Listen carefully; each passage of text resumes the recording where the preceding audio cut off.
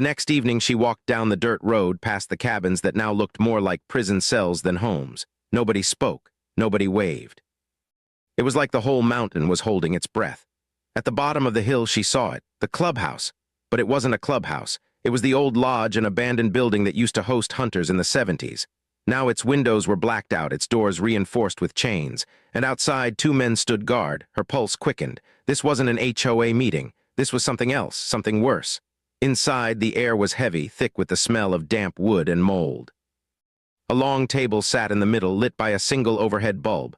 Around it, her neighbors, people she'd waved to for years, people she'd trusted. And at the head of the table, Victor, clipboard in front of him, calm, smiling. "Welcome, Sarah," he said. "Please sit." Part 4. The clubhouse. The air inside the old lodge felt thick, heavy with the smell of damp wood, mold, and a sense of absolute stillness. It was a suffocating feeling, as if the room itself was holding its breath.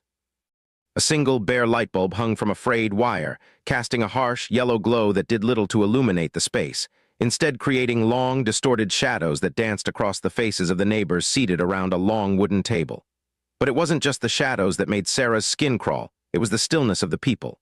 They sat motionless, their hands folded neatly on the table, their faces slack.